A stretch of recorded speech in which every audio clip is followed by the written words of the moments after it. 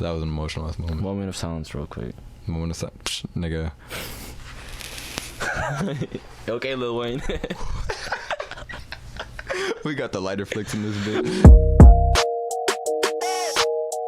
Anyways, welcome to EA Sports Live. Whatever, nigga. Yo, welcome to the XYZ podcast. I'm here with my nearest and dearest friend, Mr. Chino Suck My Ass. And you know, we're here to start some greatness, you know? This ain't gonna be the most organized podcast, that's definitely for sure. We might be all over the motherfucking place, which I don't give a fuck if anybody cares or if anybody has an opinion about it, because like I said before, suck my ass. Well, it was Chino suck my ass, but suck my ass. Suck my ass. Yeah. Suck my ass. Anyways, so today we're gonna. Did you listen to the new drop? That Logic drop? All right, I have not listened to it, but I did get to listen to two of the tracks. One of them was just a solo. I don't remember what the name of it was, but it was like the second or third song. But I did hear the song of Wu-Tang. Oh yeah, no, the Say Less. That's exactly. Yo, what I was listened talking to my nigga Wendell about this earlier. Wu-Tang is nothing to fuck with. There's a song about that. Wu-Tang ain't nothing to fuck with. Yeah, that's a fucking fact. No, yeah, no. Even You know, Eminem. hey, wait, can't. wait. You know that them niggas run like 70 deep, right? You know that when they pull up to, it's Wu-Tang isn't like two people. I think of them as like the Three John Wicks people. of the hip hop game. Wu-Tang isn't five people. Wu-Tang isn't even six, nigga. Wu-Tang Clan, them niggas roll 70 deep. 70. Yeah. So there's more than 6. I mean, there's some of the faces, but I mean the clan, like them, you know, it's their whole squad. They roll deep. I think I would fuck with anybody else in the rap game before I fuck with them. Never. I think more of like touch the whole Wu-Tang Clan. The word clan to them was more of just like, we're not just thinking about us. We're thinking about like, hey, what happened to my mic, man? He fucking with the shit. Yeah, we got a whiz kid behind the mic, or not behind the mic, behind the camera. Y'all don't know about that, but that's all right. Yeah. But anyways, like I was saying, as I was rudely interrupted, Wu-Tang Clan, I think the reason they had clan on their names because they weren't just thinking about themselves. They're thinking about like as a whole family. As a cohesive unit. That's important. We were just talking about that too. A lot of people be missing that point, and hey, it's whatever. But now you know. Nah, yeah, we were just talking about that shit. That shit's important. You need to be having a squad behind you. You need to have a core unit, and you need to have people that you can motherfucking rely on. And if you don't got niggas that you can rely on, you ain't gonna get far. You're in the wrong place, bro. Yeah, that's why that song Wu-Tang Clan ain't nothing to fuck with. That's a fucking fact. Yo, what'd you think about that? About the Young Thug project? Man, first of all, I just don't want to talk about that, man, because of what he's done recently with Lil Wayne. What, you elaborate? Well, you didn't hear about it? Elaborate? Alright, so apparently 3 days ago, or 4, I'm not sure what day it is, but Lil Wayne released Carter 5. Carter 5. I clocked out at 4 o'clock earlier. I had to volunteer earlier. But Carter 5. And prior to that, there was a shooting. Not prior. After that, the day after, Young Thug's manager actually was caught shooting up Lil Wayne's bus. I thought that was like a rumor that was spread. I didn't think that was No. real. He's in jail right now. Bullshit. So the reason why Young Thug is even linked to it is because he made a call. He made a call with Birdman, right? And he was telling him, "Hey, Playboy, like, pick up your cash. I know, like, you did the best you did." And so the police, they started, or whatever, the feds, they reopened the case, and they're just like, they did a lot more investigations. They saw Young Thug calling Birdman the same day 12 times, right before the call was made. That's interesting. So they think that was a collaboration right there, an organized, All right. hit. I did not know anything about that, and personally, I think that putting the antics aside, so that's why I haven't really listened to Young Thugs.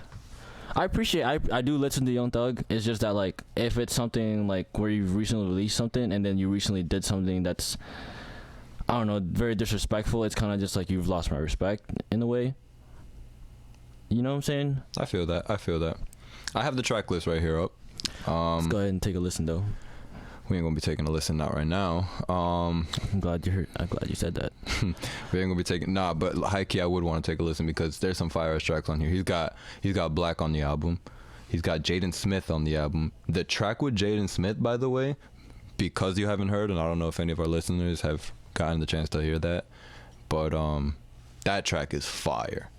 I think Jaden Smith is in a very good space, and I think Jaden Smith. The cool thing about Jaden Smith is that he's going back to the roots of hip hop in terms of being in that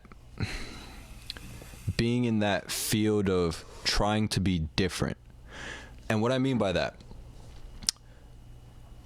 I think it was about 5 years ago. We could say around like 2011, maybe 2009 and up, around like to maybe hitting around like 2012. We were getting collaborations from a lot of different artists, but the cool thing about it, the collaborations that we would be hearing, like let's say when you would hear like a We the Best, like what's it called, a DJ Khaled song, right, where it's got all these different artists on it, right? Right. Anytime that you would have like Lil Wayne, Rick Ross, Drake on a track, right? They were all different. They were all in their own space, and they were all in their own sound. They would all be on the same song, be the same beat. They were writing it different. Mm-hmm. They were going about the way that they went on that beat different. And you could respect and fuck with each one of the different flows that they were able to put together on a song. Right. I feel like today, the biggest problem with a lot of these artists is everyone's trying to have the same exact sound. You hear two people on a song, and why they got the same exact flow, why they sounding exactly the same. I'm not trying to hear this feature with the two same niggas. Well, because the thing with that is that the big problem in the modern era of hip hop is that a lot of people are just really are in the game so that they can chase the fame, and that's the thing that they're messing up with, is that being a rapper is also there's the same thing as being a poet telling your story. But if you're telling the same story than everyone else, you're no different. Listen, a lot of these niggas ain't poets. We can't. The original art behind Jaden Smith's a poet. Jaden Smith is a poet. Yo, Jaden Smith is not only a poet, but he's a prophet. And that nigga actually do be preaching his shit. Like I saw him. I think it was on an interview with The Breakfast Club. Do not quote me on that because I don't know if it was with The Breakfast Club or not. But I saw him doing an interview where he was talking about, I think it was like the struggles of what people do in school, and the way that the society, I guess, tries to force school on you, and it's got a lot of different aspects that could be compared to jail. Like when you hear the bell ring, they're conditioning your mind to get used to, okay, now that means that you're able to leave. If the bell hasn't rung, you're staying in your place. He talked about that? Yeah, he went really in depth. I like that. And I think he's definitely way ahead of his time. I think that, Will Smith is, a big reason why, because if you have a father like that who's also a very big advocate and a very big poet and a very big talk about Will Smith. Yeah, Will Smith, a big influence. That's the word. I feel like having that as your role model. I didn't think he fucked up. I didn't think he ever fucked up on his parenting at all. Will Smith, I can't even go as far as to say that, because I feel like all parents have, certain times or certain moments where they may or may not fuck up in whatever way. You know what I mean? Right. And everybody's life is different. We were also talking about this not that long ago about, everybody has their own struggles and everybody has their own things that they deal with. So your stress is not anywhere near what I have or what I might be dealing with in terms of what I'm stressed about, you know what I mean? And Jaden Smith might be stressed about some complete other shit, but we look at him and we're like, nah, nigga, you're famous and you got money and this and that. But that doesn't take away from that doesn't take away from the fact that he might be, dealing with his own something stress. Else, you know what I mean? Know. So I mean, I'm not gonna take nothing away from him, but I definitely think that the parenting that he had, aside from any stress that he might have had or any battles that he may have faced with, whatever, I feel like he was in a very good environment and a very good space. I feel like he was in a very good space. And his mother, actually, speaking of his mother, did you see the bullshit about, damn, I can't remember his name. I cannot remember his name. What is that? That looks fire. I can't remember his name, but I guess long story short, because I don't know the names, and I don't want to be talking about something that I can't entirely like, give full facts about, but something happened where someone who's affiliated with the family wrote a post directed to the mother, Will Smith's wife, Jada Smith's mother, right? Talking about a lot of different things. It was an Instagram post, and he was saying, I think it was like a thank you or a happy birthday or some shit like that. He said some shit about you the fortune to my cookie, saying stuff about like, no, you are like no other, and things like that. It was a long ass paragraph saying a bunch of really sus shit. Now my question to you is, you're married to somebody, you have a wife, you have 2 children, you have an entire empire, and you as the husband see another man saying to your wife in a post on Instagram, you the fortune to my cookie. What you gonna say? What you gonna think? Well, I think in that scenario, right, let me ask you this, was it his ex? No. So it's just... No, okay, to give a little bit more backstory, supposedly the reason why he felt like he was able to say any of this, and I'm not taking away from any of the fact he might just be a good dude, he might just be saying certain things, and he might have just gone too far, or might not have thought things through, whatever, but supposedly, I guess the way that he ties into anything is, I guess that family, and I think her name is Jada Smith. Jada Smith, yeah, there you go. I think her specifically, she was responsible for helping him with his drug addiction or something like that. Who will? No. Whoever it was that made the post. I wish I remember the guy who made the post. But yeah, that's how he even correlates to anything. But putting that aside, you the fortune to my cookie. That's sus. You the fortune to my cookie. Yo, some nigga say to my girl, you the fortune to my cookie, and you are like no other, and writes this long ass paragraph. You gonna have to answer for that. Yeah, you're... You gonna have to answer for that. You gonna have to, and not even on no social media shit. I hope Will went up to him and approached him and was like, yo, that was, that was nice and all, but I think you might have gone a little too far, and I think that you should explain what it was that you were trying to convey, because otherwise there's a problem. Yeah, there's definitely a problem. Because you can't expect to be posting stuff like that on somebody's wife and then on social media on top of that, where there's a huge ass following around everybody that sees anything that has to do with their family. Like, nah, nigga, that's not cool. That definitely not. I'm a protective ass nigga. Like, that does not sit well in anybody's spirit. That does not sit well with my spirit. Yo, what did you think about that? Yo, okay, so for the listeners and for the viewers, there goes the train. I don't know whether or not, and this is a conversation that we haven't had, I think that I don't know how we're going to be posting this. I don't know what platforms we're going to be on, but I've been thinking about doing definitely YouTube and trying to post the audio on Apple Music and also trying to post it on Spotify. 3 different platforms, and if we have viewership and listeners on any of those 3 platforms, shout out to y'all. Yeah. Tate bayo. Anyways, what was I saying? We're talking about how Naruto and Sasuke was like... Oh my god. Just kidding. You gonna be getting me off track. I already know you are, bro. I can see the future. I can see the future. I'm pissed. I don't remember what the fuck I was gonna say. No, I was saying something fucking important. You bitch ass nigga. No, you're talking about Kanye. Oh, alright. So what do you think about the whole Kanye thing? Oh, the rumors that's been spreading around? Yeah. I mean, I think it's more of... There's a lot of things. There's 2 theories in my head. Yeah, okay, so this could be a marketing strategy, first of all. Right.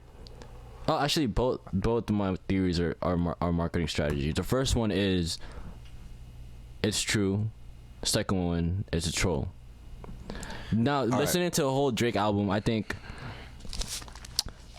Drake sat down with Quentin or somebody and said, hey, like, I need you to write a fiction story that involves the character Kiki. Okay, so we starting there. so that people get to insist these stories, Okay. and you know what I'm getting at. Just to insist. All right. You don't. Let me start by saying this. All right.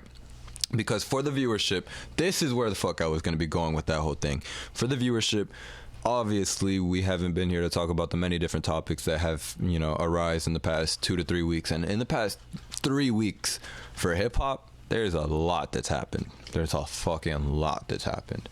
And you know, I don't even have any of the topics really written down or, you know, ready to be discussed. You know, everything is more or less off the top. I have a couple of things here, but I wish I would have gone back, you know, and been a little bit more prepared so that, you know, I could maybe, you know, bring up a couple of different things. But putting that aside, there's been a lot that's happened in the past 3 weeks, and with Kanye alone, I feel like he's tried to make the headlines at least once a day.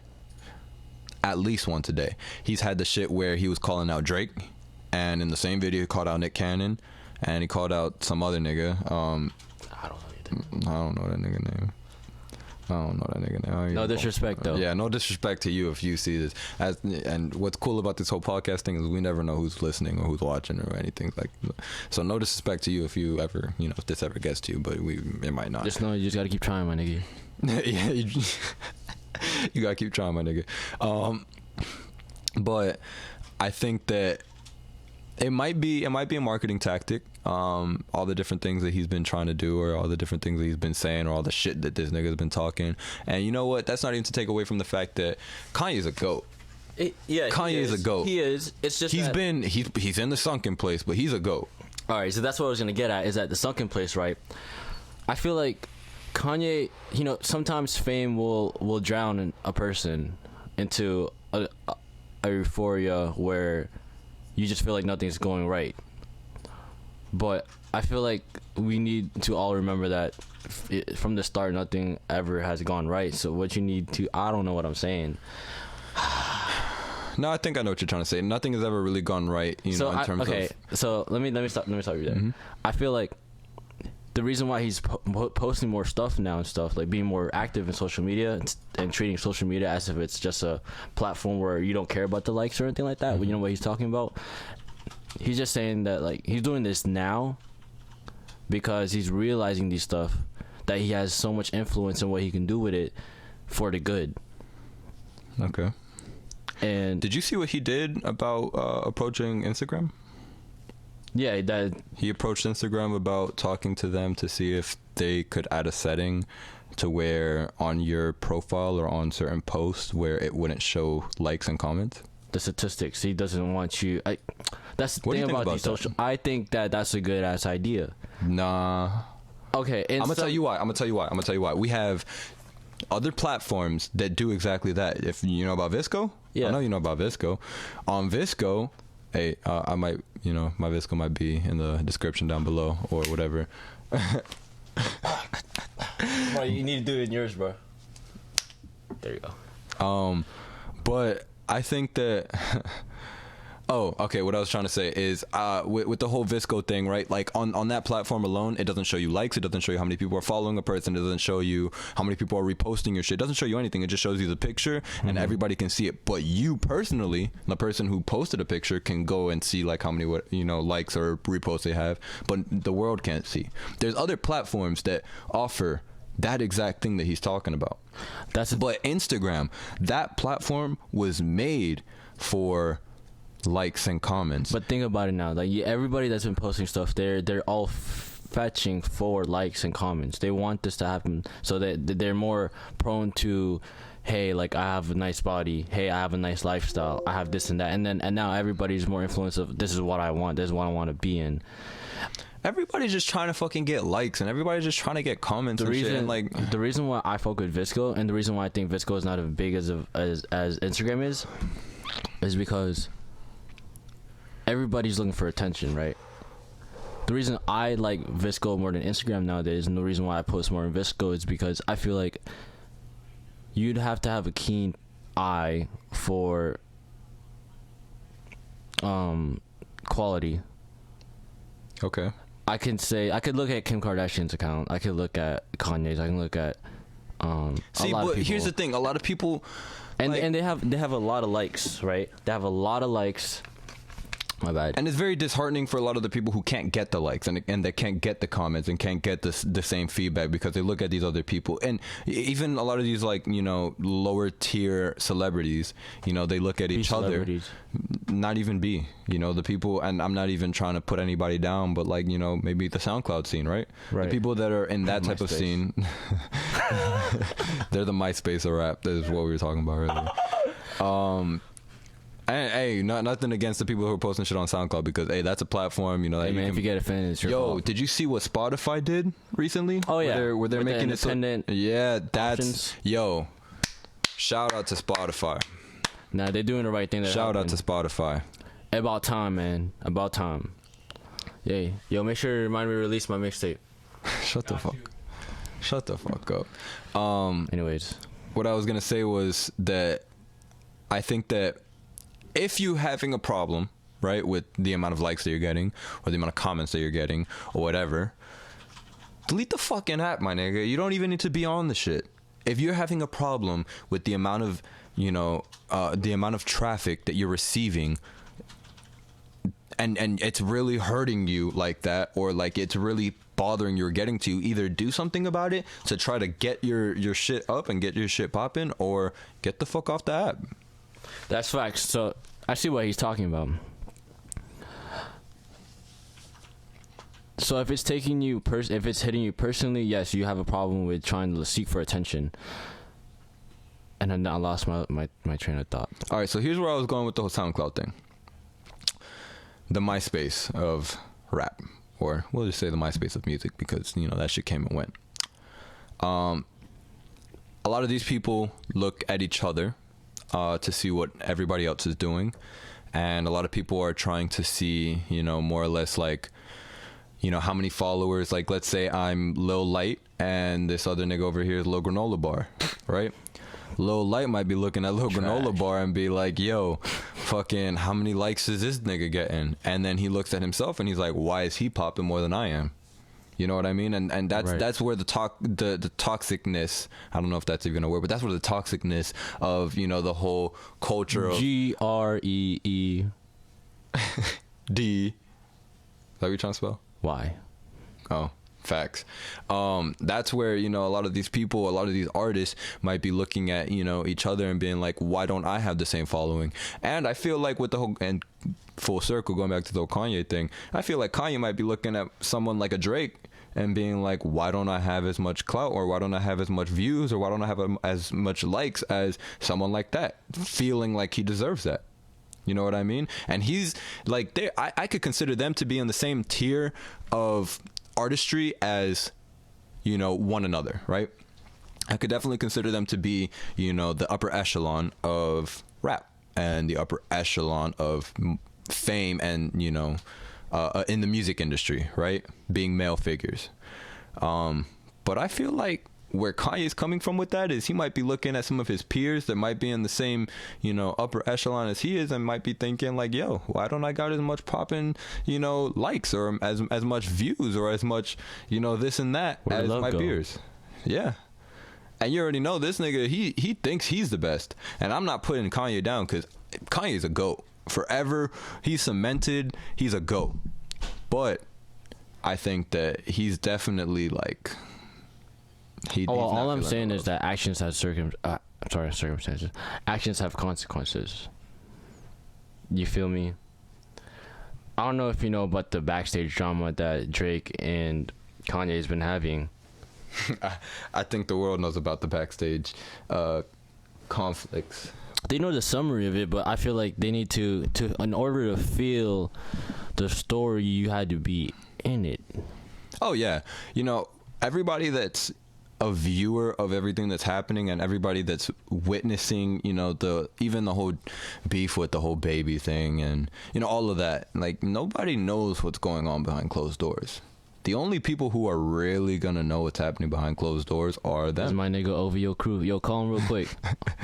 So we got OVO crew on live on the phone right now. Yo, eventually we'll get to the point where we'll be able to call motherfuckers like that, but we ain't at that point, so I ain't even going front. Like, All I'm saying is I did my research, and Kanye could have just collaborated with the nigga, man. Just collaborated with the nigga. What'd you think about Drake and Meek making up? I think that was the post that he did on Instagram where they handshake. I think that was, and it's funny to me too, is because he posted it right after Kanye made an interview the day prior to that. Really? Yeah, he said, I see why Drake, he's saying like, I know why Drake's mad. Like, I see why, like, he put his heart into this work. You know, this and that. I didn't watch the entire thing because, I don't know. Drake posted that right after because he wanted to show, he wanted to make it simple. He didn't want to make anything complicated. He wanted to make it simple. Hey, like, I want to squash the beef. We're both mature, right? And let's just do this together because they both, like, we can't deny, it's undeniable that they both have great influence in the audience, majority of the hip hop, you know, community.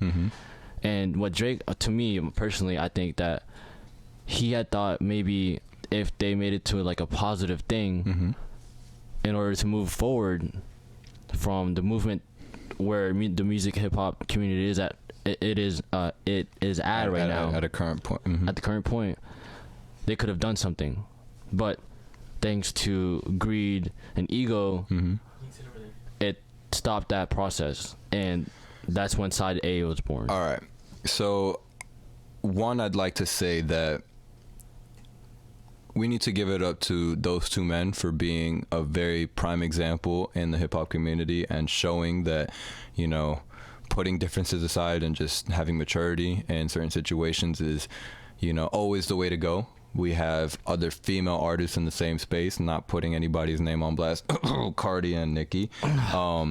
But you know, that's on. They're setting a really good example, realistically, because there's a lot of people that are looking. A lot of people fold. There's a lot of people looking up to these people, and a lot of people that are looking at the industry and thinking, you know, everybody's some ratchet ass nigga or some ratchet ass female that's, you know, out here trying to do some dumb shit or trying to do shit to get clout and throwing shoes and shit. Like, that's not okay. That's not okay. And I feel like the whole thing with Drake and Meek, like, that's the prime example of how things should be concluded. Right. Because think about it. They were beefing for a minute.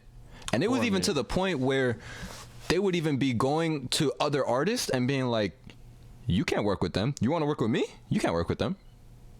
There was a lot of instances like that. Drake wouldn't fuck with certain artists if Meek was going to be on a collaboration with them, and if, you know, they were going to be on a tour together or whatever the fuck. Like, if me and you are beefing right now, why would I want you to be a part of something that my man's over here is a part of, if everything that he's going to be doing is also going to be coming back to me? If me and you are beefing, I don't want you to be a part of anything that I'm going to eventually be a part of at all. And that's how it is in most of this hip-hop community, because literally a lot of this it's all petty, bro. It's all petty. Like I said, ego and greed. Ego and greed. But hey, Meek Mill and Drake is the best example I could give out right now, because hey, they put pride aside and said fuck it.